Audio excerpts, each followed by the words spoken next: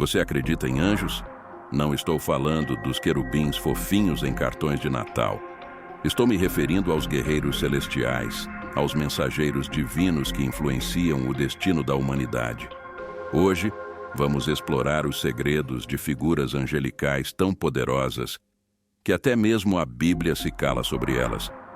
Prepare-se para descobrir um anjo que você nunca ouviu falar, mas que pode mudar a forma como você enxerga o mundo espiritual para sempre. Se você pensa que já sabe tudo sobre anjos, acredite, você vai querer reconsiderar seus conceitos.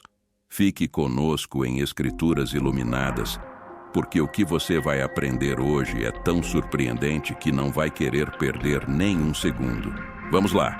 Há 4 anjos mencionados nas Escrituras. Entendemos pelas Escrituras que os anjos são os mensageiros de Deus, enviados por Ele para ministrar as necessidades dos santos e de todos aqueles que são herdeiros da salvação. A Bíblia registra que existem multidões de anjos no céu, de acordo com Hebreus 12:22.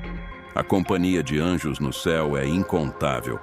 No entanto, não estamos tão familiarizados com seus nomes. Há outro ponto de vista que merece nossa atenção. Na maioria das referências recentes a anjos que tenho observado, é evidente que os autores presumem que eles são os espíritos dos mortos retornando à Terra. No entanto, de acordo com as Escrituras, não há uma única palavra de verdade nessa concepção. Anjos são seres celestiais criados por Deus. Não são os espíritos desencarnados de seres humanos.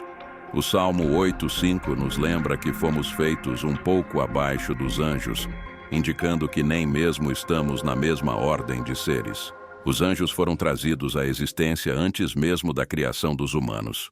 Quando Adão e Eva pecaram e foram expulsos do jardim, um anjo posicionado no portão os impediu de reentrar neste paraíso. Esse evento está registrado em Gênesis 3:24. Os anjos foram especialmente criados. Eles não se casam nem são dados em casamento, como afirma Mateus 22:30. Portanto, os anjos de Deus já estavam aqui antes da criação dos seres humanos por Deus, cada um deles, com a exceção dos anjos que falharam e pecaram com Lúcifer. São anjos santos de Deus.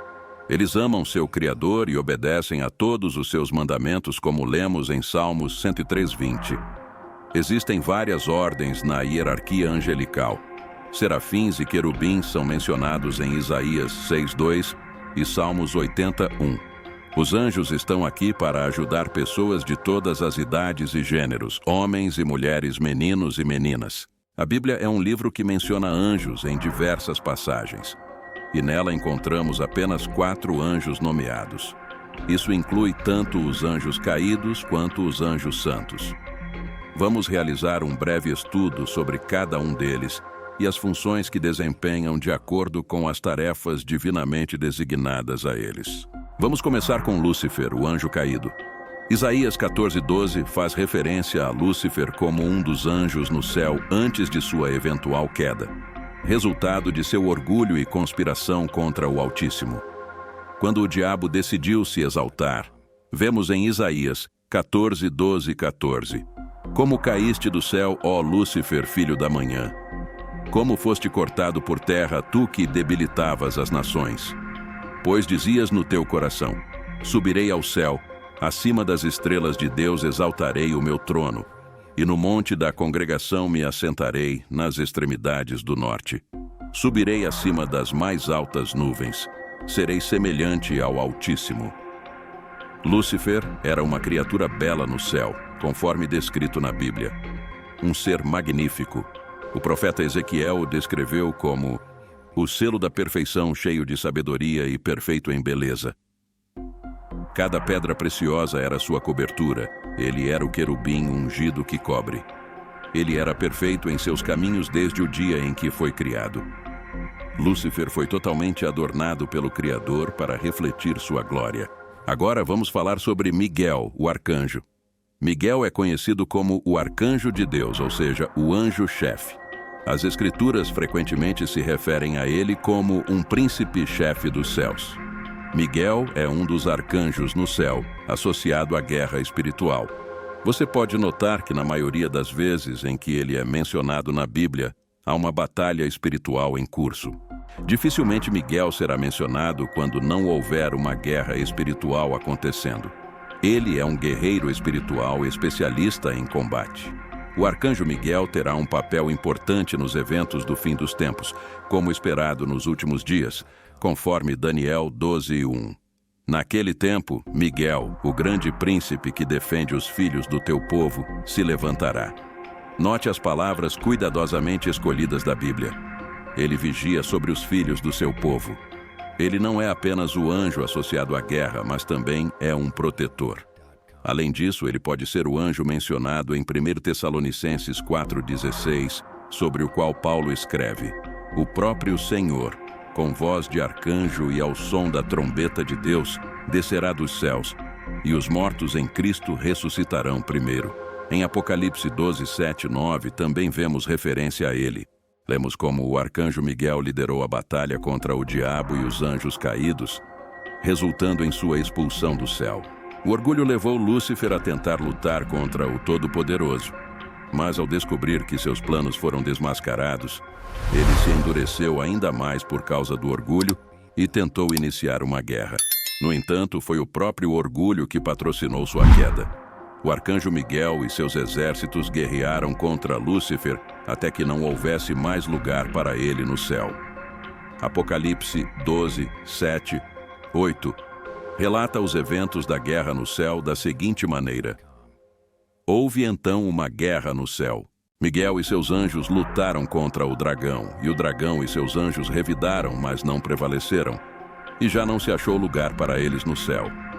O orgulho é o caminho que leva à destruição. É notável por sua imensa força quando se trata de batalhas. Ele derrotou o diabo e o expulsou do céu quando a iniquidade foi encontrada nele novamente. Miguel cumpriu seu ministério de guerra quando Daniel orou por 21 dias, mas a resposta à sua oração foi atrasada pelo príncipe da Pérsia. Este príncipe guerreou contra outro anjo que estava trazendo as respostas às orações de Daniel. Devido à persistência de Daniel em oração, Miguel teve que intervir resgatando o outro anjo das mãos do príncipe da Pérsia. Em Daniel 10:12-13, o anjo finalmente chegou até Daniel e disse: Não temas, Daniel, pois desde o primeiro dia em que você propôs no seu coração entender e se humilhar diante do seu Deus, suas palavras foram ouvidas, e eu vim por causa das tuas palavras. Mas o príncipe do reino da Pérsia me resistiu por 21 dias, porém Miguel, um dos príncipes principais, veio para ajudar-me. E eu fiquei ali com os reis da Pérsia. Miguel derrotou o príncipe da Pérsia. Ele também repreendeu o diabo em nome do Senhor quando disputou pelo corpo de Moisés, conforme mencionado em Judas 1. Miguel é designado por Deus para travar batalhas e nunca perdeu uma.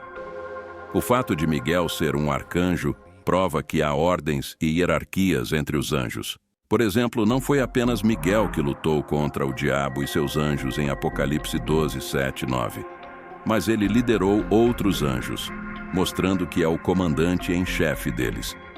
Gostaria também de destacar que em Daniel 10:13, Miguel é referido como um dos príncipes, o que sugere que no céu há mais hierarquia angelical.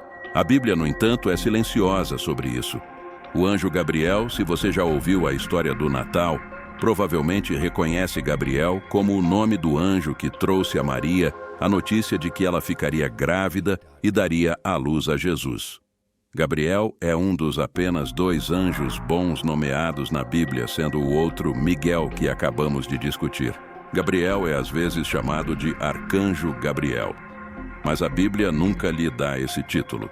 Miguel é claramente referido como um arcanjo em Judas, mas Gabriel não é mencionado como tal na Sagrada Escritura. A principal função atribuída ao anjo Gabriel é a de entregar boas notícias ao povo de Deus. O anjo Gabriel também é associado a boas notícias. Ele foi enviado a Zacarias, o sacerdote, para entregar a mensagem sobre a concepção de João Batista, o precursor de Jesus. Em um dia específico, Zacarias entrou no templo e vemos em Lucas 1:11 que um anjo do Senhor apareceu para ele parado à direita do altar de incenso. Esse anjo era Gabriel. Gabriel deu a Zacarias a notícia de que sua esposa Isabel daria à luz um filho. Essa notícia foi estranha para Zacarias, que disse ao anjo no versículo 18: "Como terei certeza disso? Sou um homem idoso e minha esposa está avançada em idade." No versículo 19, o anjo respondeu: "Eu sou Gabriel que está diante de Deus. Fui enviado para lhe trazer estas boas novas." E continuando no versículo 20: "Mas você ficará mudo, incapaz de falar, até o dia em que isso acontecer, porque você não acreditou nas minhas palavras que se cumprirão no tempo oportuno." Gabriel também foi enviado a Maria, que se tornou a mãe de Jesus, conforme descrito em Lucas 1, 28, 31. Entrando onde ela estava, ele disse: "Alegra-te, agraciada, o Senhor é contigo." E continuou dizendo: "Eis que conceberás e darás à luz um filho, e lhe porás o nome de Jesus." Foi também Gabriel quem apareceu a José, o noivo de Maria, em Lucas 1, 26, para convencê-lo a não abandonar Maria, pois sua concepção era obra do Espírito Santo. Cada vez que Gabriel aparece na Bíblia, ele está trazendo boas notícias às pessoas, e é por isso que a sociedade o imaginou como um mensageiro fofo e angelical, parecido com o Cupido. Quando Gabriel apareceu a Zacarias, Maria e Daniel, todos os três ficaram impressionados e dominados pelo medo. Para Zacarias, em Lucas 1:12, quando ele viu o anjo, ficou perturbado e o medo se apoderou dele. Para Maria, em Lucas 1:29, ela também ficou perturbada com o que o anjo disse e ponderou sobre que tipo de saudação seria aquela. E Daniel diz em Daniel 8:17: "Ele se aproximou do lugar onde eu estava e quando chegou perto fiquei com medo e caí com o rosto em terra." Gabriel teve que tranquilizar cada um deles antes de continuar com suas mensagens. Agora vamos ao último anjo mencionado na Bíblia. A maioria das pessoas nem sabe que ele está na Bíblia, muito menos que é descrito como um anjo. O anjo que a maioria das pessoas nunca ouviu falar faz sua aparição no último livro do Novo Testamento, o livro de Apocalipse. Seu nome é Abaddon ou Apolion. Pouquíssimos cristãos já ouviram falar de um anjo chamado Abaddon. Geralmente as pessoas só conhecem Miguel e Gabriel, provavelmente porque aparecem em várias passagens das Escrituras. Abaddon é o mesmo que Apolion e foi mencionado em Apocalipse 9:11, que diz: "E tinham sobre eles como rei o anjo do abismo." Em hebraico era Abaddon e em grego Apolion. Em Apocalipse 9:11, Abaddon não é um local, mas sim o rei do enxame de gafanhotos. Muitos comentaristas identificaram Abaddon como o próprio Satanás, mas é mais provável que o anjo do abismo seja um dos príncipes ou poderes sob o controle do diabo. Efésios 6:12 diz: "Pois não é contra carne e sangue que temos que lutar, mas sim contra os principados, contra as potestades, contra os príncipes deste mundo tenebroso, contra as forças espirituais do mal nas regiões celestiais." Ele provavelmente é uma das entidades descritas em Efésios. Abaddon parece ser um demônio que trabalha sob seu comando e rege um abismo cheio de gafanhotos que surgirão nos dias finais. Abaddon significa anjo destruidor. Ele é o anjo encarregado do abismo sem fundo, no qual o diabo será lançado. Ao encerrar este vídeo, quero agradecer a todos vocês por dedicarem seu tempo à busca espiritual. Que as reflexões compartilhadas aqui possam inspirá-los em sua jornada de fé e compreensão. Lembre-se sempre de que, independentemente das adversidades que enfrentamos, há uma luz divina que guia nosso caminho. Que possamos continuar buscando a verdade e o amor em nossas vidas. E que a paz e a bênção estejam sempre conosco. Se este conteúdo tocou o seu coração, não se esqueça de compartilhá-lo com aqueles que você ama e juntos espalharmos a mensagem de esperança e harmonia. Que a graça divina esteja sobre todos nós. Até o próximo encontro.